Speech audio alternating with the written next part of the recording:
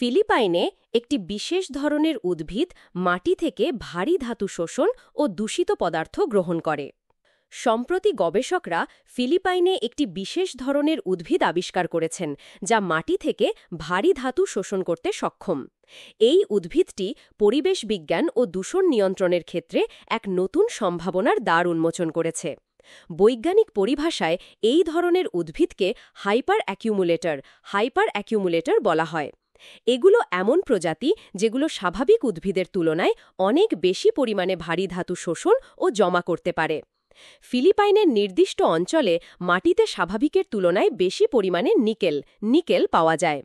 গবেষণায় দেখা গেছে রিনোরিয়া নিক্কোলিফেরা নামের একটি দেশীয় উদ্ভিদ প্রজাতি এই নিকেল সমৃদ্ধ মাটি থেকে প্রচুর পরিমাণে ধাতু শোষণ করতে পারে এবং তা গাছের বিভিন্ন অংশে সংরক্ষণ করে।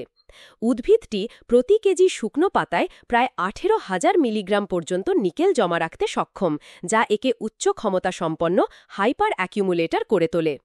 এই প্রক্রিয়াটি ফাইটো এক্সট্রাকশন নামে পরিচিত, যা ফাইটো রেমিডিয়েশন পদ্ধতির একটি অংশ।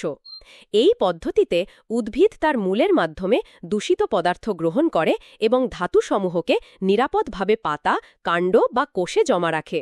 ফলে মাটি ধীরে ধীরে পরিষ্কার হয়ে ওঠে এবং দূষণের মাত্রা কমে যায়।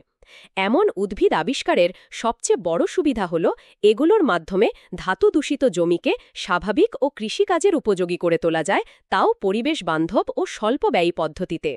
আরও একটি সম্ভাবনার কথা এখানে উঠে আসে, ফাইটোমাইনিং, যার মাধ্যমে ধাতু সমৃদ্ধ গাছ শুকিয়ে ও প্রক্রিয়াজাত করে ধাতু পুনরুদ্ধার করা সম্ভব। এটি পরিবেশ বান্ধব খনন প্রক্রিয়ার একটি বিকল্প হতে পারে। গ্রন্থনা অধ্যক্ষ মহসিন আলী আঙ্গুর, সম্পাদক ও প্রকাশক, মুজিবনগর খবর.com, মেহেরপুর।